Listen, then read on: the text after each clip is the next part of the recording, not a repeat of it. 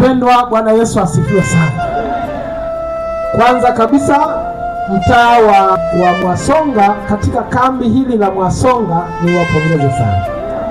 Mmefanya kambi nzuri, kwa uchache wenu mmejitahidi sana. Sasa niseme tu hivi, makambi haya yalikusudiwa kwamba watu wa Mungu wajifunze kurudi kwa Yesu mara ya pili. Jamani, haleluya! Kurudi kwa Yesu mara ya pili, ili tuwe tayari kuondoka duniani kwenda mbinguni. Lakini yalikusudiwa watu wajifunze kuwa waaminifu katika utoaji wa zaka na sadaka. Lakini pia watu wajue unabii. Jamani, haleluya! Na kwa kweli katika habari ya kurudi kwa Yesu mara ya pili, imeonekana wazi kabisa kwenye maandiko kwamba mtu anapokufa analala usingizi wa mauti, anapumzika akingoja hukumu. Maana Biblia inasema baada ya kifo ni nini? Ni hukumu. Na wale ambao Biblia inasema wazi kwamba siku moja wataishi mpaka Yesu anapokuja, tujue tu ya kwamba mbele yetu kuna kufungwa kwa mlango wa rehema, ambako kutatokea muda mfupi baada ya kutangazwa kwa amri ya Jumapili. Kwa kulingana na mwongozo wa vitabu, tukae hivyo tukimngojea Yesu. Tuwe tayari kwa kuja kwa Yesu mara ya ngapi jamani? Mara ya pili, tukiuangalia unabii ambao Bwana ametupatia. Bwana Yesu asifiwe sana. Huduma zenu zimekuwa nzuri.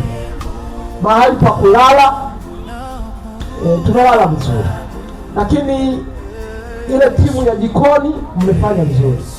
Mama Ndola anathibitisha kwamba nilivyokuja mambo ya basi, lakini ni jambo sawa. Bwana awabariki sana.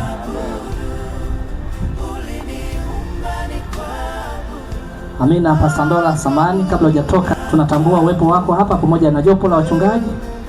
Tunatamani tunapohitimisha huduma hii utupe ombi la mwisho wakati tunaendelea na vitu vingine, ikiwa wewe utatuombea hapa. Karibu sana. Basi tuweze kusimama tunapoomba. Na kwa kuwa hili ni ombi, ni kama la ombi la mwisho, hapa niseme hivi, hebu nipe Biblia. Unajua haya maombi huwa yana baraka zake. Nipe Biblia ili tuweze kuomba kulingana na namna ambavyo makambi yanatakiwa kufanywa.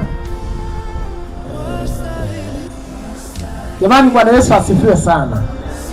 Makambi yanapomalizwa huwa ni neno kubwa.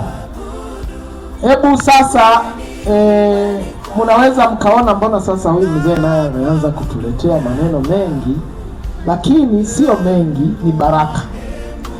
Zaburi ya 136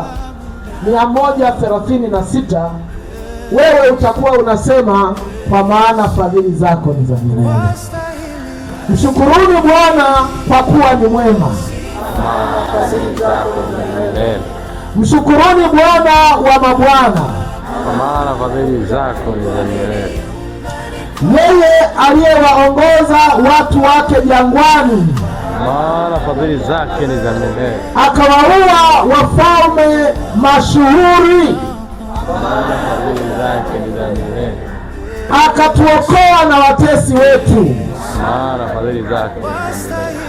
Aliyetulinda mwaka wa kiroho 2025 hadi siku hii ya leo, maana fadhili zake ni za milele. Aliyetunyeshea mvua katika mashamba yetu, maana fadhili zake ni za milele. Aliyetulinda dhidi ya ajali katika njia zetu,